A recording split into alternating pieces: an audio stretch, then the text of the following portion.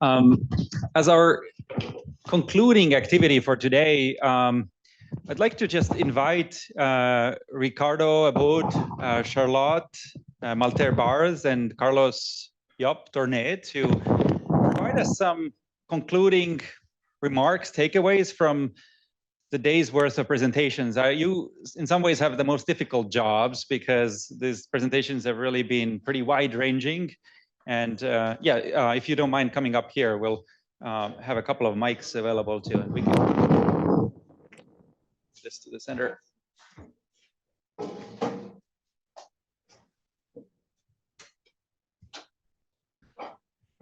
There's,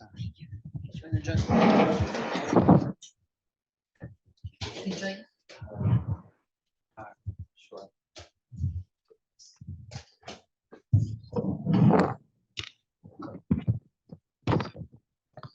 Maybe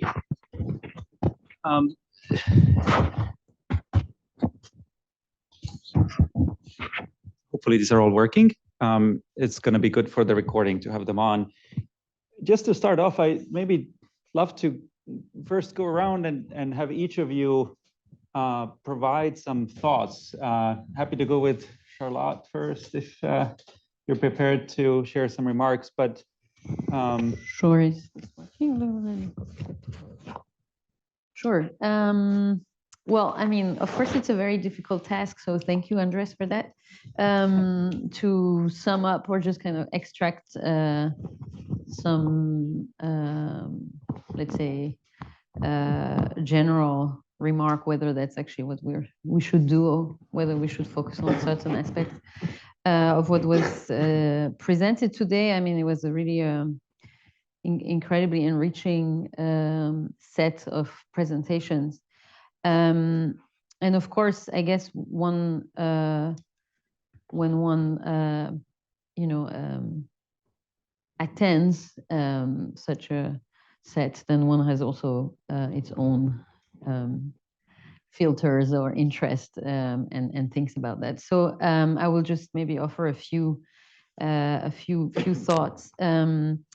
As someone who's very interested by, let's say, systems and the way that the space that we inhabit is produced by mechanisms that are relying on governance or on legal frameworks, on financial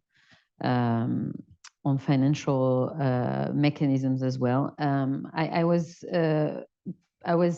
quite interested in knowing a little bit more, and I was wondering if this is maybe something that we could also talk about, but how much are we able, when we spend time on understanding these ground floors, how much are we able to also understand the systems that underpins the way they look? I think and I will go back to my notes, but for instance, the really fascinating talk by Anastasia, talking about how the experience of the people has informed the research.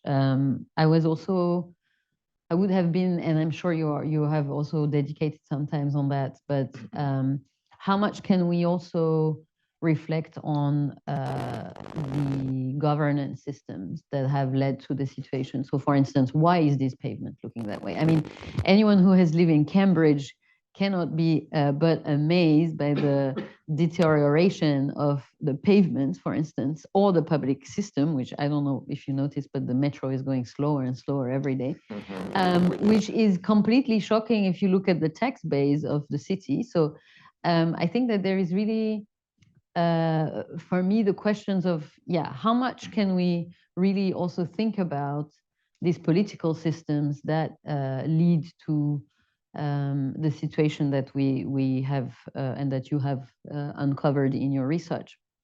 And the maintenance question was just raised earlier with Guillaume's presentation, and I think almost it's something that you could really even follow up or pick up as a thread across all the presentation in a way.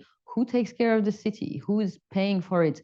And then we also know that these mechanisms of lacking the maintenance are even politically designed. We talked about it over lunch. The fact that you have governments that actually intentionally underfund systems so that they deteriorate and then kind of accuse the public. I mean, either the children are being accused or the fact that the public systems are failing in order to potentially even dismantle or kind of argue that whatever is happening here is not working and needs to be privatized, is in and in itself a design system. So yes, for instance, there was one of the questions that I had. I mean, I find really fascinating to think about that across all the presentation, you know, the kind of systemic underpinnings of what we've seen today. That's certainly one of the challenges of doing this, having this discussion globally or doing the ground floor research globally, is that these case study projects operate in entirely different institutional and governance systems. Mm-hmm. The European tradition of valuing public space and public amenities is entirely different from the US system, where at least within the post-20th century, as Peter reminded us, there used to be a bit of that, but even in Cambridge, so much of what is very high quality is behind the private property line. The public sector systemic underfunding and for the last several decades in the US is really a very different situation than many other countries where the picture is different. So that certainly complicates, I think, the matter. But the question is really well positioned, and I think while it's a bit of a challenge to really try to blend architectural and planning perspectives in this conference or discussion, that's really where we start getting to the core of that, because we may get a detailed depiction of what spaces are, how they're used, but I think it's really in the planning domain where some of the expertise also lies in trying to look at some of the systemic institutional governance mechanisms that result in these things that we see. So I think that's a really good comment to start out with. Carlos. Well,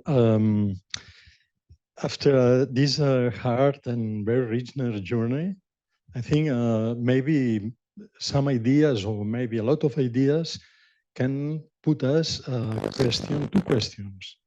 Why and how we continue to be eclectic? Why and how we continue to be eclectic? And why I mean this idea of eclecticism? Because I think that in some way that the city and the territory changes, I think our position and our security, or where what we know about that, and what we think, we reflect, I think that changed a lot. And maybe the dispositif of Redeville, it's a way to understand the new essence of our life in the territory. When I'm thinking about Redeville, what I'm thinking is about the territorial mosaic city. What is the territorial mosaic city? The interfaces, the fragments of heterogeneity that changes maybe not only in different countries, but in each country, in each city, always the city is changing. So the Redeville, in order to be a fixed concept to the public space or the private space, between these kind of contradictions or oppositions, I prefer to be in the warm territory, thinking about what does it mean Redeville as a territory of complexity. And complexity, not only the point of view of material spaces, material architecture, but also the point of view of phenomenological approaches.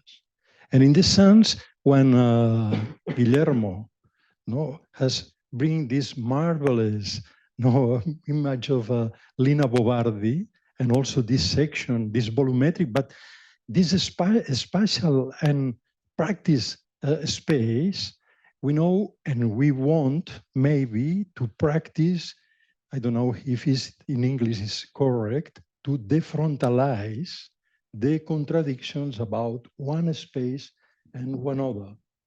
Public, private, common, mixed, maybe also even another words to define what is the space in the city in our reality.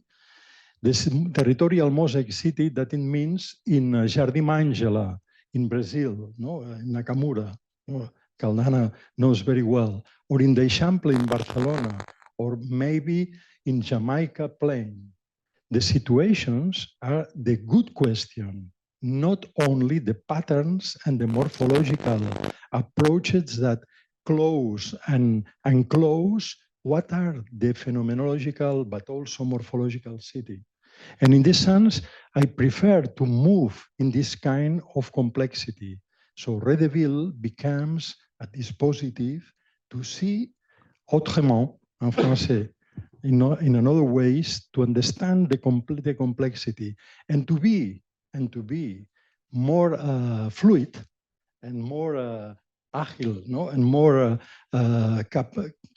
with more capability to confront, to be face these situations and to react in order to regenerate, in order to make the new approaches. And in this sense, when Walter Caldana and the other ones show the ideograms, we saw during the journey a lot of the ideograms. I was thinking, what is the model, or maybe the model, it doesn't exist anymore. What is the models, what is the ideograms to represent the reality in order to recreate the representation of the reality? Excuse me, with this game, that I'm playing now, the reality doesn't exist. And we confront with a new projects, with the management, not only the project, but the management of our territories. We must now, in my opinion, in my humble opinion, that the reality doesn't exist. What exists is the representation of the reality. And our work is not only close to the representation of the reality, the diagrams, the models, the patterns. We have evaluated a lot, and we are in the recreation, if you want, to imbind, to manage, like a play, like a Roma Interrota, we are moving in this kind of playing with what we maybe doesn't understand. And in this sense, I love very much this concept, this dispositif that we use. In three words, maybe in French, Walter Caldana, and I think David Manjan and Soraya today, you don't speak about these three words made by the project and by the research, passante, pores, profonde. So it's on we were talking about the words that change the way that we understand how we work, working with situations more than the morphological pattern, situations, because it's more open, it includes time, it includes also the difficult to understand what happened with people, situation, and logic, project logics. And I love very much to move in this sense of dialectical approach to the territorial mosaic city. When I saw the drawings, maybe I don't put I don't see the street or the courtyards or the blocks. Maybe I try to understand what is the phenomenological space between these different elements. And we are creating, David, Soraya, the people who work more intensive in the research, we are creating maybe a new toponymic, I invent a word, a toponymic approach to our mestiere, urbanism, no?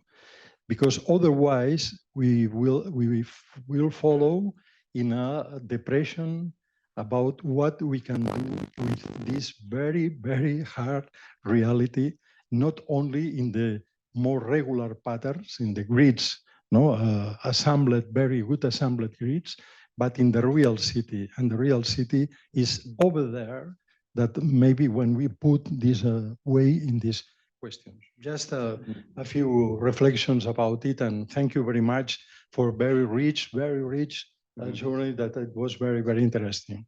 what you said about reality, your comment on that, I think for me points to a really interesting aspect, which is that I think you were emphasizing that the ground floor of a city is a canvas upon which we can ask so many different questions. And what question we ask creates a framing that becomes a certain discourse of reality that we talk about, whether it's about elderly people and security, whether it's about zooming out at the grid level, whether it's about commercial vitality, whether it's about environmental sustainability, et cetera. But it is, I think, a very rich and potent level about which we can ask a lot of different questions in cities. And so therefore, I think it's a really rich terrain to also engage in an interdisciplinary discourse, from planning, from public policy, from architecture, from mobility, from sustainability, et cetera. And each of these leads to different realities, different questions one can actually debate over, right? Ricardo. Well, thank you very much for inviting me. I have, well, thank you to David, to MIT, to you, Andres, Justin, and all the team. I have just a few remarks. I wrote them down to be very practical. The first one, I would like to call it, inverted commas, it looks like data, but probably it has a lot to do with politics and economy. A little disclaimer, this has to be with our conversation with Stephen Marson and Peter Norton during lunch. We've been seeing a lot of data, and it's important. We saw them. Of course, it's extremely important in our research. We absolutely need it. But it's also true that first we have certain ideas of what we want, what we're looking for. And we have certain ideas of the way we see the city, of the way we want to live together, or our priorities, etc. Even legal rights to use or not to use public space. And probably it's true that city is politics.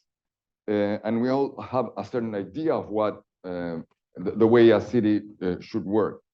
So it's very normal that our first concepts and approaches to something are guided and influenced by those ideas. And we, after that, we collect the data in a certain way, looking for something very specific in order to sometimes confirm what we already think about something.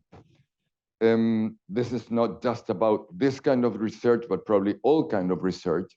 But in the city, it's very important because we have starting points that sometimes are difficult to prove. So the way we collect this important facts, it has a lot to do with the final outcomes of the research. That's what I'm trying to say. This is especially true, for instance, in what we saw this morning about cars at a certain moment during the 20th century, as Peter Norton showed, for instance. It looks like data, all what he saw about the way the car owners or the policy about cars in the city found a certain way to prove things in order to do the things they wanted to do. It might be important to look a little bit further on all that. I mean, probably this thing that was extremely obvious talking about cars is more or less like that in everything else, talking about ground floor. This is my first remark. The second remark, I would like to call it, it's all about the way we draw things and what we draw. Of course, this is true for the majority of research in architecture, but when we talk about urban ground floor, it's very important, I would say, more than ever, because probably as it is a new concept, as it is a new way of seeing things, we all see it slightly different, in a different way. I mean, we all talk about urban ground floor, but probably we're not talking about the same. So what we want to draw and the way we draw it probably shows a different way of understanding also the urban ground floor. And I think this is extremely important. What we saw this morning, for instance, was a concept of Rue de Ville, which was not exactly the same in every presentation. And probably it has to do also with the way we draw things. So the emphasis we give to each element is in a certain way an expression of what to decide to enhance when we talk about Rue de Ville. My third remark, I would like to call it back to the basics. Because as David said this morning after one of the presentations, he said that it was important to understand the conditions of public space that allow elder people. It was Anastasia, I guess, your presentation. The conditions of public space that allow elder people to feel safer, for instance. But as long as we really keep in mind, in a certain way, the whole of it, the whole thing, the whole ground floor, the continuity, the flow between the public space and the private space, etc. So that brings back this conversation, in my opinion, to probably the Noli of Rome, which is a very good example of the way we can understand the relationship between the public and the private, what is within the block or outside the block in the public space, etc. So even though in terms of having enough clarity at the conditions or quality or parts of this continuity between public and private space, for a particular user, we should be able to put all this new and wonderful information together in order to understand that flow, that continuity. If we just see it by parts or in parts, probably we're missing something. I understand that it is a way to approach a complex problem, and all the research we saw this morning are extremely valuable, but in my opinion, they're valuable when we put it all together, from the street to the block, from the public to the private. That's my fourth remark. I would like to call it not only commercial streets. I understand that it's not just about commercial streets, but it's extremely important to understand how these commercial streets work together. Work today. Because the pandemic, the new economic of the city is affecting not only cities, but people, the way we want to live together or not, the way we decide how to buy things are changing the way we see the streets, changing the way we see the city, and the way we see the urban ground floor. So in my opinion, what we saw about this commercial streets and the new data of all that, for instance, in Gary Hack or Ellen Dunham presentations, is extremely valuable. I think it's very important. And my last remark, I finish here, is I would like to call this one a very special concept, Rue de Ville. Because even though Rue de Ville has to do with politics, with economic, with the way we draw it, etc., it's mainly, and before all that, a very special way to understand what until now has been understood just about zoning, uses, permits, security, transit, etc., by parts.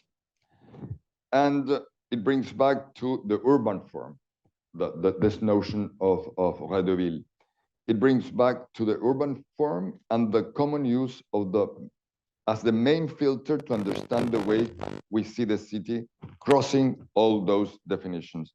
And not only see this priority of form and space in the book we've been discussing, but in the presentations, and I think that is extremely important. Thank you. I'd like to just open it up for comments or any remarks from anyone in attendance. Eric, I see. Want to jump in? Please go ahead, and then Anastasia. Wonderful remarks. I guess I just wanted to pick up on the last one you mentioned around kind of thinking about like ground towards the whole totality. I work within government, agencies,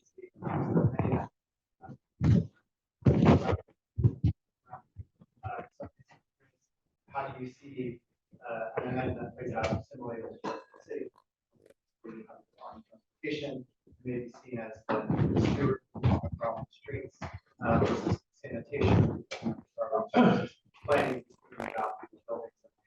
So how do you go about kind of, or how would you think about creating this common mobility plan or language when you're kind of faced with this very constituent group who have each their own plan ideas around? I don't completely understand the way this works here in the States, but I have some intuitions, however. But normally the way we work, this kind of things, I mean, is fragmented. So there's one public department that works on transit, the other one that works on public space, the other one works with green areas. And not only this fragmentation, it's about the discipline we see this through, but also fragmented in terms of the different parts of the city.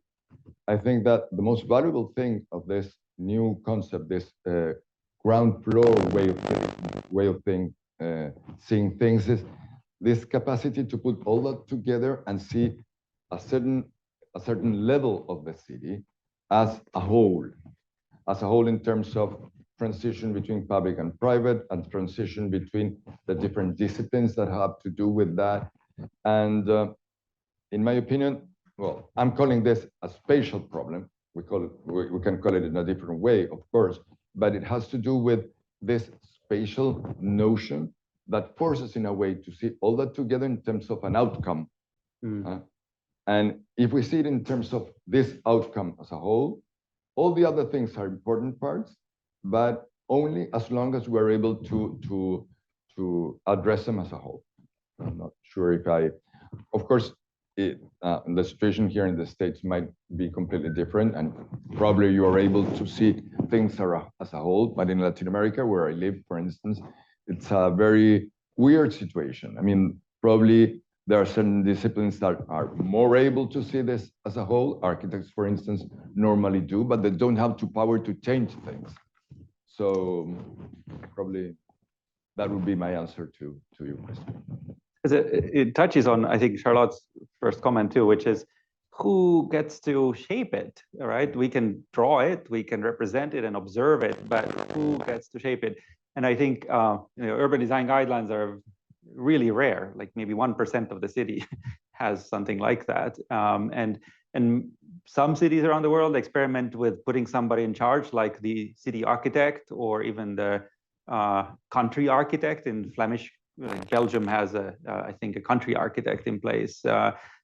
We have urban design directors like yourself, and Boston now has a role for chief urban designer for the city. But it's a really important question, because who gets to influence it, right? In what way? I think Anastasia, and then David. I would say exactly the same. I can't agree more with Charlotte. I hope that the future conference would tackle this issue of governance, because I think one of the complexities of the urban ground floor is that it is both affecting public and private sector, and the relative power and that's where the differences lie among different countries. So here in the US, we have a tremendous fragmentation of even the public entities that control, the streetscape.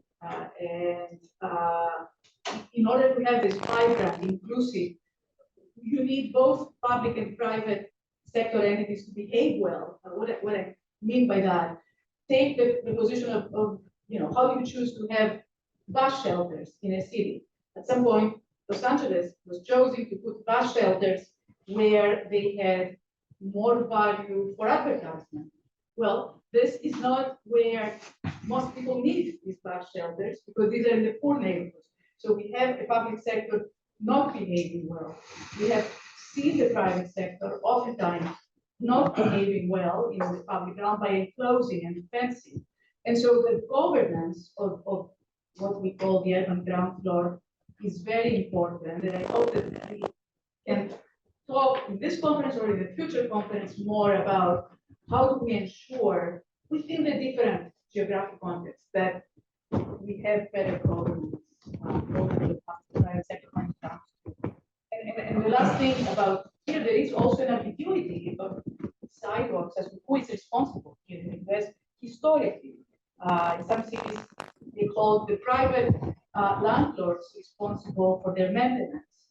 And the private landlords have a big say if the tree can be planted.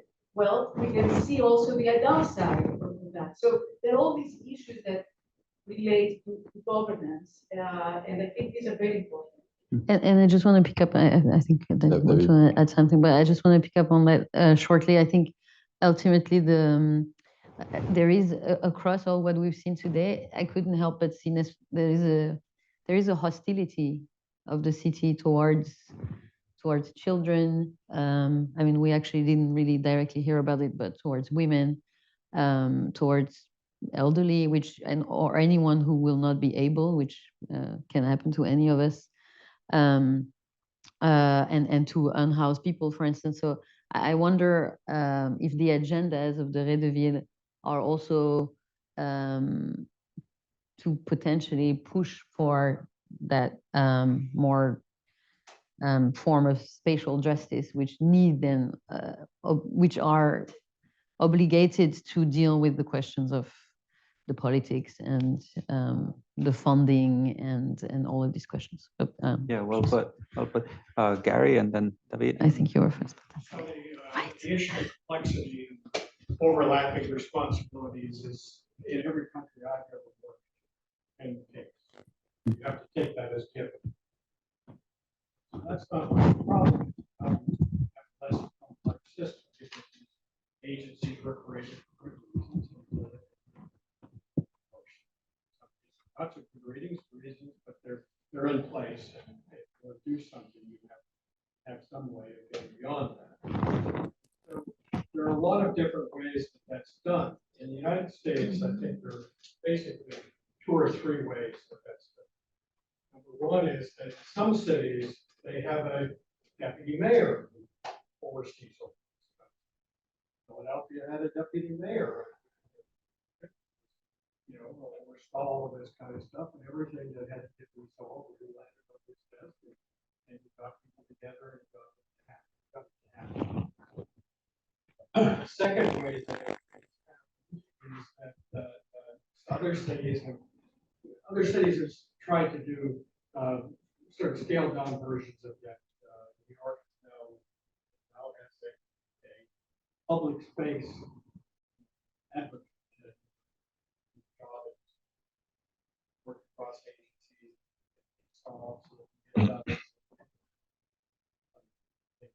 and so there are variations of it. The second way that it's done in the U.S. is that many commercial areas have BIDs, Business improvement district. and the building improvement districts have the ability to tax all of the people within that district. They have a pot of money of their own, and they can use that to make improvements to public realm spaces, or to hire people to design things. In many cases, in some of the bigger ones, like Philadelphia, they actually do the maintenance of all. That really makes a big change. In New York, there are dozens of these. Times Square and along Broadway, there's one, and they're all over the city. And those things do tend to make a difference. And I guess the third thing is that when things are large enough, when the magnitude of change is large enough, you really have to have an entity, public.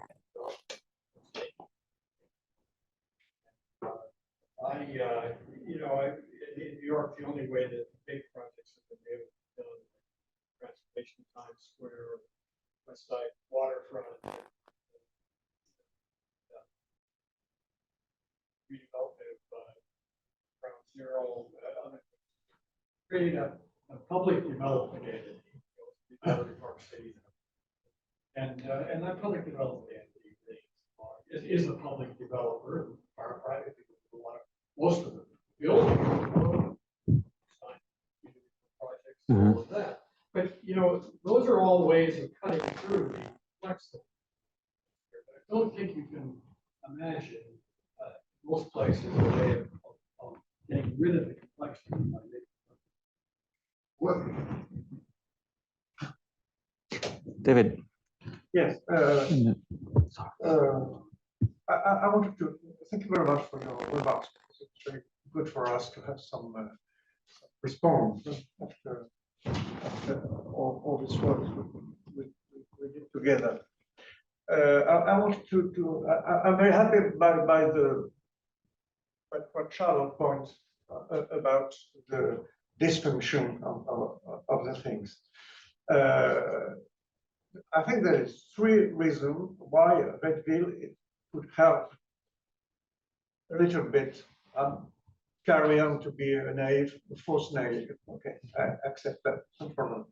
So, first reason is because, as Eric also said, the cities work in silo. So you have the guy for the light, the guy for the cleaning, the guy for garbage, and so on and so on.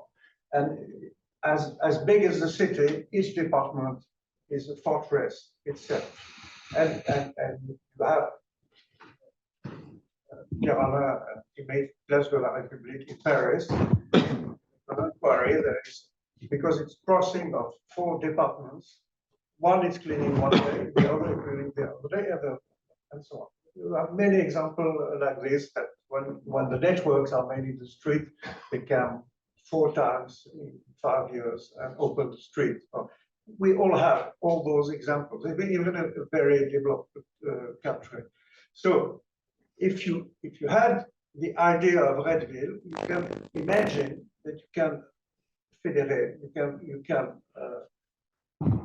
better work together, not I insist on it, not just public, private, but at the whole.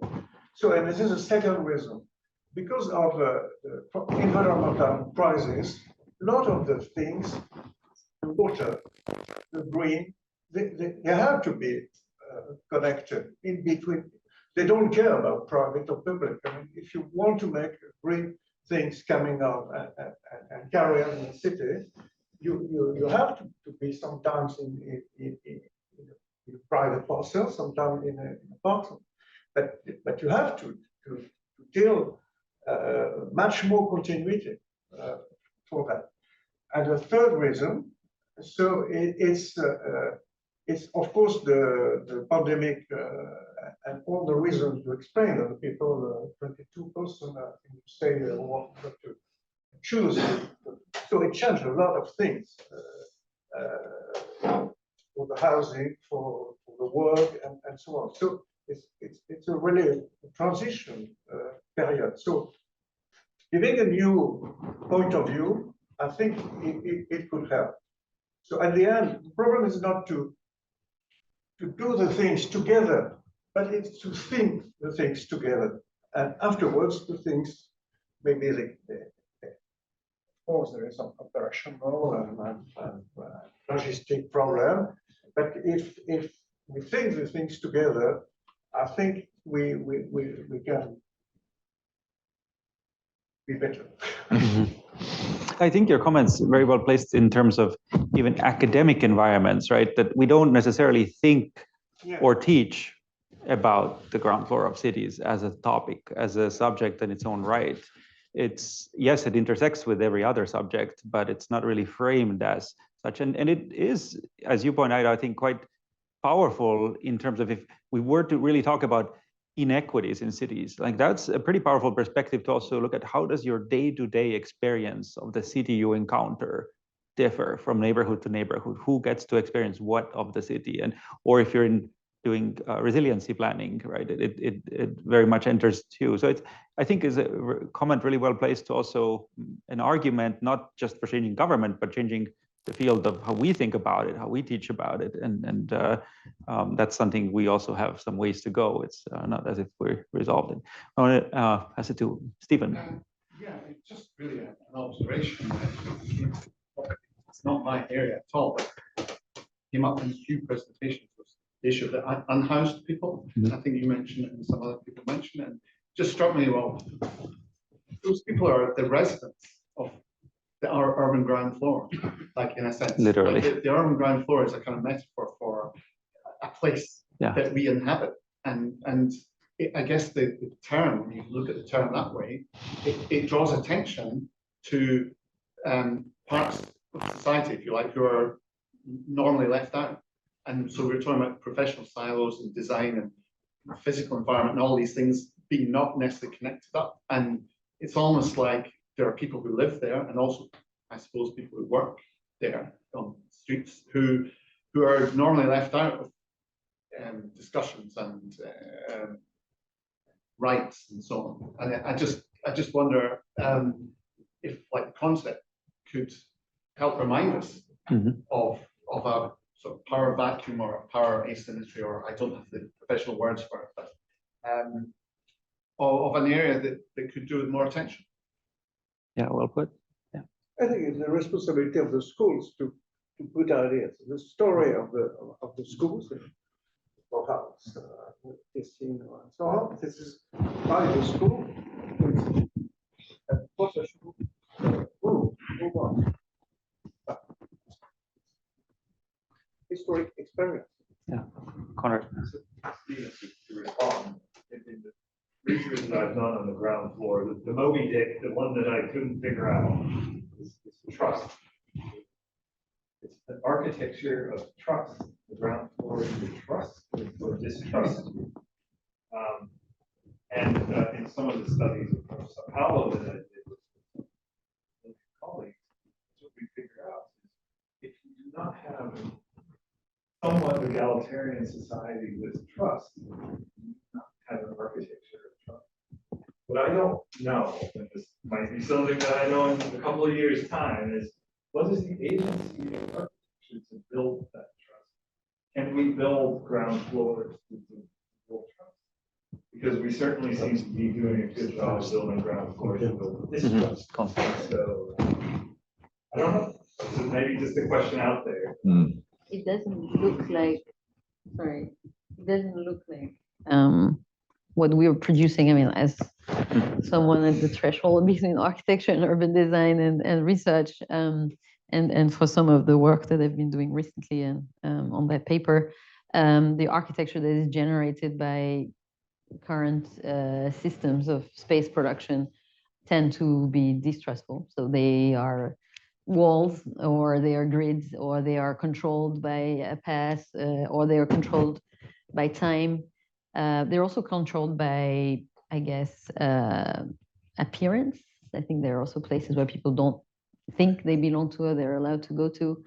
I just want to anecdotally mention an example of trust, which as a French was a very shocking experience for me, going to Switzerland, where I discovered that schools have playgrounds in Switzerland, and those are not closed. So they are used as playground for kids during the day when the kids have school, and then in the evening they're open for everyone, which in France is unheard of. Yeah, I mean, I've seen it here actually. Cambridge, where my kid was at MLK, also has a thing. So I think that's a really good example of trust. It's like, okay, who is going to validate the fact that that school, I'm talking public school, obviously, is validating the fact that that school has a public ground that will allow for it to be accessed by external people. It implies littering. There might be, I don't know, like people doing drugs. What does it mean for children? Is there enough maintenance that this is acceptable? I just find it a palatable example of a trusted Ré de Ville, because those are all, of course, ground floor examples. There's a comment here as well. Yeah, it's more a suggestion. I would say all the presentations today were really inspired, and I agree with you that perhaps there really is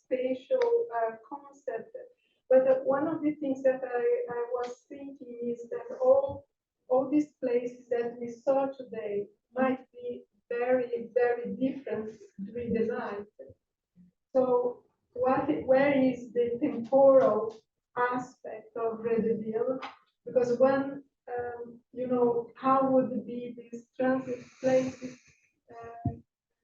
let's say during the morning when the cities, can we take into account the rhythm of the city in the morning, very early when everybody starts going to school, when there's kids going under the, it's a safe place. And then it starts, it's off peak hours, and then maybe it's empty, and then it comes back again. People are coming back home, and then it gets dark. Is illumination there? That means that maybe we need to think about the Redeville also in terms of the temporal aspect, because that will define who are allowed to be there too. Right. Because some things will be closed after 7, no one is allowed, but during the day they are. So I think the temporal aspect of Redeville can be further explored, I guess. This reminds me of when I was actually an undergraduate student in the school where David teaches, and Soraya and a few others have been involved in Paris. One of our faculty members was working for the city of Paris, always hammered this point about if you design anything in public space, it needs to perform at least 3 things, no less.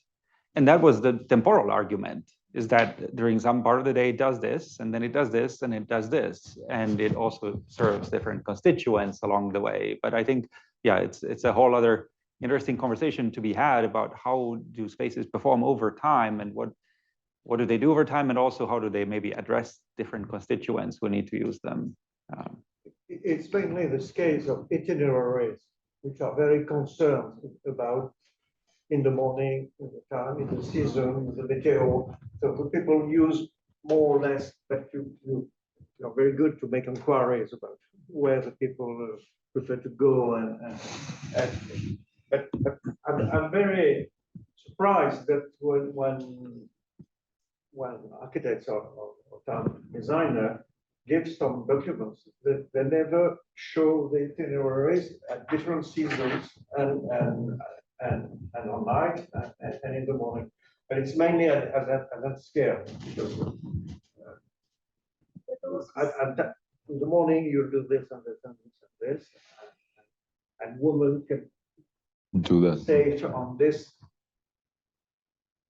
one, or how I'm not saying how to make it. But it's mainly about the pedestrian itineraries. That those parameters should be very much more valued than they are. I don't know. It's, I think, the weekly patterns, but also the seasonal ones. I live, I'm Brazilian, but I lived many years in Sweden. There it's very dark, many months of the year, and some those space that we